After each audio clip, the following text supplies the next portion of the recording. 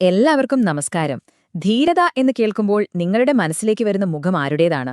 പലർക്കും ആ ചോദ്യത്തിന് ഒരൊറ്റ ഉത്തരമേയുള്ളൂ: നീരജ ഭാനോട്ട്. ഒരു സാധാരണ ഫ്ലൈറ്റ് അറ്റൻഡന്റ് ഒരു ഭീകരാക്രമണത്തിന്റെ നടുവിൽ നൂറുകണക്കിന് ആളുകളുടെ രക്ഷകയായി മാറിയതിന്റെ അവിശ്വസനീയമായ കഥയാണിത്. നമുക്ക് ആ കഥയിലേക്ക് കടക്കാം. വർഷം 1986 സെപ്റ്റംബർ 5. സ്ഥലം പാകിസ്ഥാനിലെ കരാച്ചി അന്താരാഷ്ട്ര വിമാനത്താവളം. പുറമെയെല്ലാം ശാന്തമായ ഒരു പ്രഭാതം. പക്ഷേ ആ ശാന്തതയെ കീറിമുറിക്കാൻ പോകുന്ന ഒരു ഭീകരതയുടെ തുടക്കമായിരുന്നു അത്. അപ്പോ എന്താണ് അവിടെ സംഭവിച്ചത്? പാനം ഫ്ലൈറ്റ് 73 മുംബൈയിൽ നിന്ന് ന്യൂയോർക്കിലേക്കുള്ള യാത്രയിലായിരുന്നു. കറാച്ചിയിൽ ഒരു സാധാരണ സ്റ്റോപ്പ് ഓവർ. എന്നാൽ എയർപോർട്ട് സെക്യൂരിറ്റിയുടെ വേഷം ധരിച്ച് ആ വിമാനത്തിലേക്ക് ഇരച്ചുകയറിയത് സായുധരായ ഭീകരരായിരുന്നു.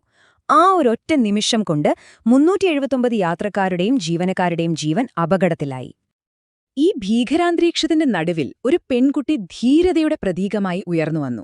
ആരായിരുന്നു ഈ നീരജ ഭാനോട്ട്? നമുക്ക് നോക്കാം അല്ലേ.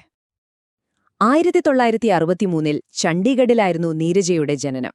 നല്ല സ്നേഹവും പിന്തുണയും നൽകുന്ന ഒരു കുടുംബത്തിലാണ് അവർ വളർന്നത്. കരിയർ തുടങ്ങിയത് ഒരു മോഡലായിട്ടായിരുന്നു. ക്യാമറയ്ക്ക് മുന്നിൽ തിളങ്ങി നിന്നു. പക്ഷേ അവരുടെ സ്വപ്നങ്ങൾക്ക് അതിലും ഉയരമുണ്ടായിരുന്നു.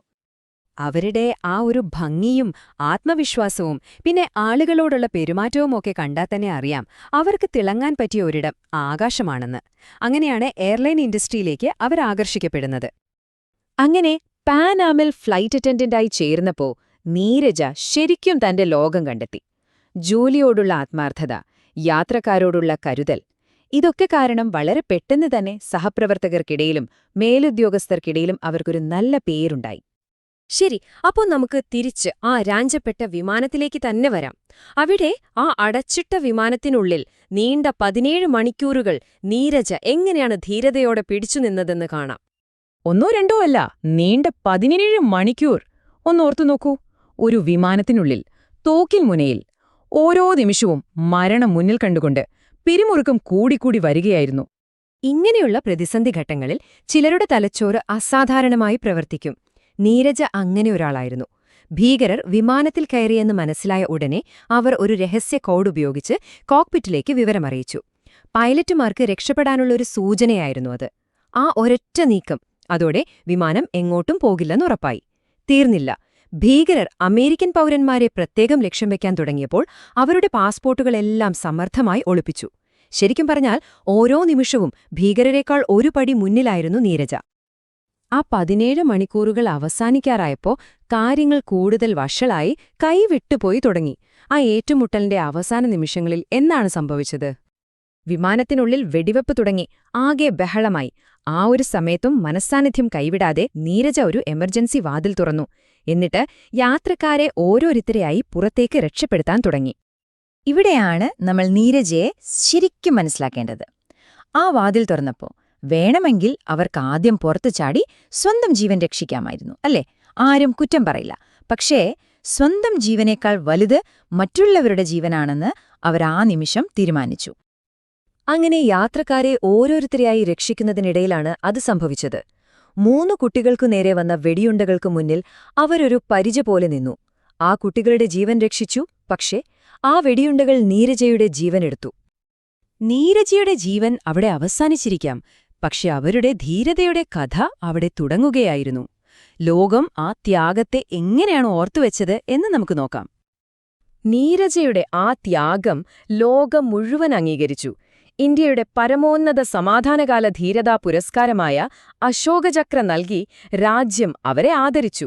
അതുമാത്രമല്ല, അമേരിക്കയും പാകിസ്ഥാനുമടക്കം പല രാജ്യങ്ങളും ആ ധീരതയ്ക്ക് മുന്നിൽ തലകുനിച്ചു.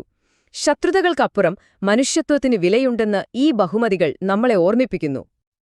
അവരുടെ ഓർമ്മ നിലനിർത്താൻ വേണ്ടി കുടുംബം ഒരു ട്രസ്റ്റ് തുടങ്ങി, Neerja Bhanot Pan Am trust. നീരജയെപ്പോലെ ധൈര്യം കാണിക്കുന്ന, അനീതിക്കെതിരെ പോരാടുന്ന സ്ത്രീകളെയും പ്രതിസന്ധി ഘട്ടങ്ങളിൽ ധീരത കാണിക്കുന്ന എയർലൈൻ ജീവനക്കാരെയും ഈ ട്രസ്റ്റ് എല്ലാ വർഷവും ആദരിക്കുന്നു. അങ്ങനെ നീരജയുടെ ആ ഒരു സ്പിരിറ്റ് ഇന്നും ജീവിക്കുന്നു. അവരുടെ ആ ത്യാഗം വെറുതെയായില്ല കേട്ടോ. ആ സംഭവത്തിന് ശേഷം വിമാനം റാഞ്ചൽ പോലുള്ള സാഹചര്യങ്ങളെ എങ്ങനെ നേരിടണം എന്നതിനെക്കുറിച്ച് ലോകമെമ്പാടുമുള്ള എയർലൈനുകൾ അവരുടെ നിയമങ്ങൾ മാറ്റി. സുരക്ഷാ നടപടികൾ കൂടുതൽ ശക്തമാക്കി.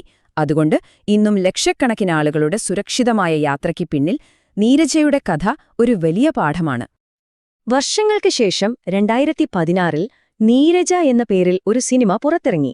ആ സിനിമയിലൂടെ അവരുടെ ജീവിതകഥ ലോകമെമ്പാടുമുള്ള ഒരു പുതിയ തലമുറയ്ക്ക് മുന്നിലെത്തി. അവരുടെ ധീരത ഒരിക്കലും മറക്കില്ലെന്ന് ആ സിനിമ ഉറപ്പുവരുത്തി. അപ്പോ നീരജയുടെ ഈ കഥ കേട്ട് കഴിയുമ്പോൾ നമ്മളെല്ലാവരും ചിന്തിക്കുന്നൊരു കാര്യമുണ്ട്. ഒരു പ്രതിസന്ധി ഘട്ടത്തിൽ എന്താണ് ഒരു സാധാരണ മനുഷ്യനെ ഒരു ഹീറോ ആക്കി മാറ്റുന്നത്? ഭരത്തെ മറികടക്കാനുള്ള ആ ധൈര്യമാണോ, അതോ മറ്റൊരാൾക്കു വേണ്ടി സ്വന്തം ജീവൻ പോലും കൊടുക്കാനുള്ള ആ മനസ്സോ? എന്താണ് നിങ്ങൾക്ക് തോന്നുന്നത്? ഒന്ന് ആലോചിച്ചു നോക്കൂ.